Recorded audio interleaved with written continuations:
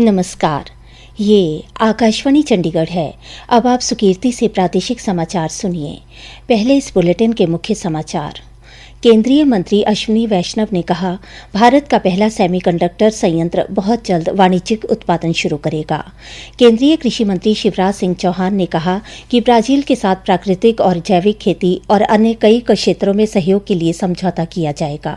आज हरियाणा विधानसभा के बजट सत्र के पहले दिन दिवंगत महान विभूतियों और वीर सैनिकों के निधन पर शोक व्यक्त किया गया। हरियाणा सरकार ने आवासन बोर्ड को भंग कर इसका हरियाणा शहरी विकास प्राधिकरण में विलय किया। और हरियाणा के राज्यपाल प्रोफेसर असीम कुमार घोष ने कहा, हरियाणा सरकार ने किसानों की आय बढ़ाने और लागत कम करने के लिए बहुआयामी नीतियां अपनाई हैं। अब समाचार विस्तार से। भारत और अमेरिका ने आज नई दिल्ली में इंडिया एआई इम्पैक्ट समिट में पैक्स सिलिका घोषणा पत्र पर हस्ताक्षर किए। यह घोषणा पत्र महत्वपूर्ण खनिजों और सेमीकंडक्टर के उत्पादन तथा तेजी से विकसित हो रहे आर्टिफिशियल इंटेलिजेंस के क्षेत्र में सहयोग को मजबूत करेगा। केंद्रीय इलेक्ट्रॉनिक्स और सूचना प्रौद्योगिकी मंत्री अश्विनी वैष्णव ने कहा कि भारत का पहला सेमीकंडक्टर संयंत्र बहुत जल्द वाणिज्यिक उत्पादन शुरू करेगा।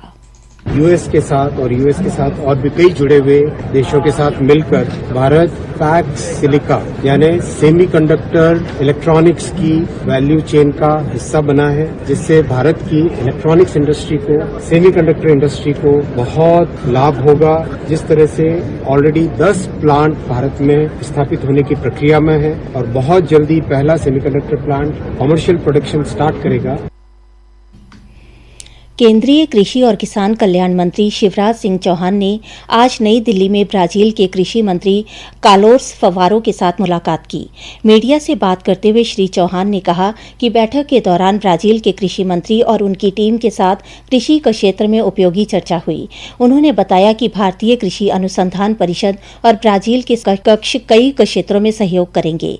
कृषि मंत्री ने कहा कि ब्राजील ने प्राकृतिक और जैविक खेती में काफी रुचि दिखाई है और भारत में उत्कृष्टता केंद्र स्थापित करने के लिए भी सहमत हो गया है। के क्षेत्र में ब्राजील के माननीय कृषि मंत्री जी से और उनकी टीम से यहाँ बहुत उपयोगी चर्चा हुई है। एक हमारा आईसीआर और समकक्ष जो ब्राजील की संस्था है इम्ब्रापा, वो कई क्षेत्रों में आपस में सहयोग करेगा, तो उसके साथ एमओयू करने पर हमारा आपस में विचार विमर्श चल रहा है। ब्राजील की काफी रुचि है प्राकृतिक खेती में और जैविक खेती में। ब्राजील सहमत है सेंटर ऑफ एक्सीलेंस, इससे दोनों देशों के संबंध निश्चित तौर पर बहुत मजबूत होंगे, सहयोग बढ़ेगा। हरियाणा विधानसभा के बजट सत्र के प्रथम दिन सदन में दिवंगत महान विभूतियों और वीर सैनिकों के निधन पर गहरा शोक व्यक्त किया। हरियाणा के मुख्यमंत्री नायब सिंह सैनी ने शोक प्रस्ताव पेश करते हुए शोक संतप्त परिवारों के प्रति संवेदना व्यक्त की। विपक्ष सहित सभी सदस्यों ने शोक प्रस्ताव का समर्थन किया। आज जिनके निधन पर शोक व्यक्त किया गया, उनमें महाराष्ट्र के उप मुख्यमंत्री अजीत पवार, भूतपूर्व राज्य मंत्री सुरेंद्र कुमार मदान, हरियाणा विधानसभा के भूतपूर्व सदस्य से आनंद कौशिक शामिल हैं।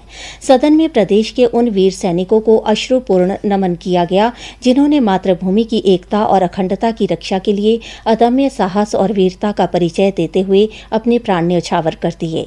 विधानसभा के अध्यक्ष हरविंदर कल्याण ने भी दिवंगत आत्माओं को श्रद्धांजलि अर्पित की। विपक्ष के नेता भूपेंद्र सिंह हुड्डा और आदित्य चौटाला ने भी अपनी पार्टी की ओर से दिवंगतों के प्रति अपनी संवेदना व्यक्त की। सदन में सभी दिवंगत आत्माओं की स्मृति में 2 मिनट का मौन रखकर उन्हें श्रद्धांजलि अर्पित की गई।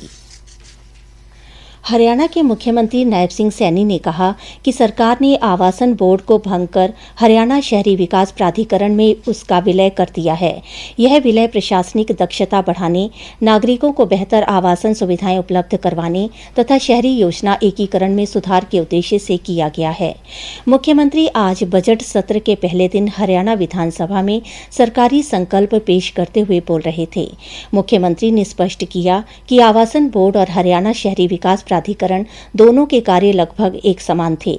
उन्होंने आश्वस्त किया कि आवासन बोर्ड हरियाणा में कार्यरत सभी कर्मचारियों के हितों का पूरा ध्यान रखा गया है।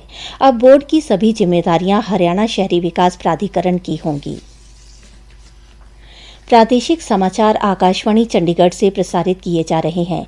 हमारे बुलेटिनों और ताज़ा समाचारों के लिए आप हमारी वेबसाइट newsonair.gov.in पर लॉगिन कर सकते हैं।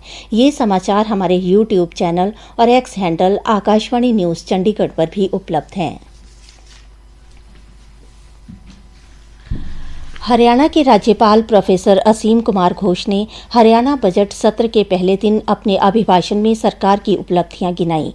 उन्होंने कहा कि हरियाणा सरकार ने किसानों की आय बढ़ाने, लागत कम करने और उनके जोखिम को न्यूनतम करने के लिए बहुआयामी रणनीतियां अपनाई हैं।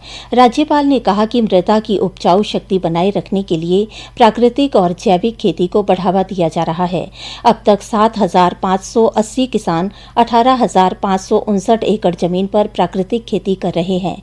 इसके अलावा 163 गांव में 1,58,000 एकड़ लवणीय और जल भराव वाली भूमि को खेती योग्य बनाया गया है। उन्होंने कहा कि किसानों को जोखिमों से बचाने के लिए खरीफ 2016 से प्रधानमंत्री फसल बीमा योजना के तहत 9,243 करोड़ रुपए के क्लेम दिए गए हैं।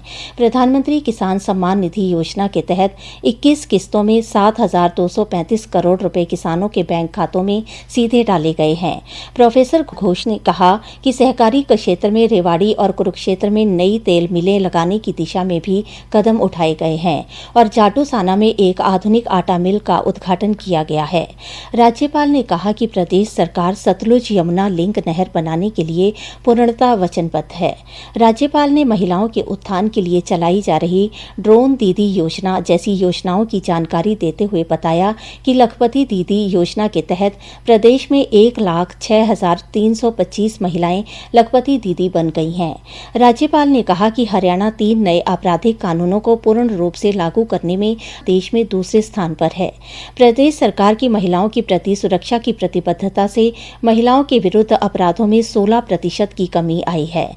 साइबर अपराध के खिलाफ संघर्ष में हरियाणा देश में सबसे आगे है। उन्होंने कहा कि पिछले 4-5 वर्षों में अनुसूचित जाति की महिलाओं के खिलाफ हुए अपराधों में कमी आई है। राज्यपाल ने जानकारी दी कि पुलिस बल के आधुनिकीकरण पर 300 करोड़ रुपए की राशि खर्च की जा रही है और 5,500 नए पुलिस सिपाहियों की भर्ती प्रक्रिया चल रही है। कुरुक्षेत्र विश्वविद्यालय में आज भारत रणभूमि दर्शन कार्यक्रम का आयोजन किया गया। कार्यक्रम में कुरुक्षेत्र लोकसभा क्षेत्र से सांसद नवीन जिंदल ने कारगिल युद्ध के योद्धाओं तथा वीर नारियों को सम्मानित किया। कार्यक्रम के दौरान द्वारका से 3400 किलोमीटर की यात्रा तय कर कुरुक्षेत्र पहुंची भारत रणभूमि दर्शन यात्रा का भी स्वागत किया गया। पत्रकारों से बातचीत में सांसद नवीन जिंदल ने कहा, ये तो हमारा सौभाग्य है कि आज हमें जो है यहाँ पर एक मौका मिला कि वीर नारियों को हम आभार प्रकट कर सकें देश की तरफ से कि उनके परिवारों के बलिदान के कारण आज हमारा देश सुरक्षित है। ये वो हमारी वीर नारियां हैं जिनके परिवार में या के बेटे ने, किसी के पति ने अपने प्राणों की आहुति देकर देश को सुरक्षित रखा है। ये हमारा सौभाग्य है। ऐसे वीर परिवार हमारे देश के अंदर है तो उनको हम शत-शत नमन करते हैं सभी को। सांसद ने कहा कि भारतीय सेना द्वारा यात्रा निकालकर उन स्थलों को नमन किया जा रहा है जहां देश की सुरक्षा के लिए वीर जवानों ने बलिदान दिया। ऐसी यात्राएं समाज को प्रेरणा देती हैं और नई पीढ़ी को देशभक्ति व समर्पण का संदेश देती हैं। रोहतक पुलिस की अपराध जांच शाखा ने आज सांपला में एक गाड़ी सवार युवक को 4 किलो 200 ग्राम चरस के साथ गिरफ्तार किया। पूछताछ में उसने बताया कि वह यह चरस उत्तराखंड से लेकर आया था और आसपास के क्षेत्र में सप्लाई की जानी थी। आरोपी की पहचान रोहतक जिले के गांधरा गांव निवासी विनोद के रूप में हुई। पूर्व कृषि मंत्री जेपी दलाल ने कहा है कि हरियाणा का आने वाला बजट नायाब व शानदार होगा। उन्होंने भिवानी में कहा कि भाजपा ने बजट बनाने की प्रथा बदली है, अब बजट हर वर्ग से राय लेकर बनता है। हरियाणा कांग्रेस द्वारा मनरेगा का नाम बदलने को लेकर 25 फरवरी को विधानसभा के घेराव के ऐलान पर जेपी दलाल ने कहा कि समय के साथ बदलाव होता है। मनरेगा में बदलाव हरियाणा में कोई मुद्दा नहीं है। मुख्य समाचार एक बार फिर। केंद्रीय मंत्री अश्विनी वैष्णव ने कहा, भारत का पहला सेमीकंडक्टर संयंत्र बहुत जल्द वाणिज्यिक उत्पादन शुरू करेगा। केंद्रीय कृषि मंत्री शिवराज सिंह चौहान ने कहा कि ब्राजील के साथ प्राकृतिक और जैविक खेती और अन्य कई क्षेत्रों में सहयोग के लिए समझौता किया जाएगा। आज हरियाणा विधानसभा के बजट सत्र के पहले दिन दिवंगत महान विभूतियों और वीर सैनिकों के निधन पर शोक व्यक्त किया गया। हरियाणा सरकार ने आवासन बोर्ड को भंग कर इसका हरियाणा शहरी विकास प्राधिकरण में विलय किया और हरियाणा के राज्यपाल प्रोफेसर असीम कुमार घोष ने कहा, हरियाणा सरकार ने किसानों की आय बढ़ाने और लागत कम करने के लिए बहुआयामी नीतियां अपनाई हैं। इसी के साथ ही प्रादेशिक समाचार समाप्त हुए।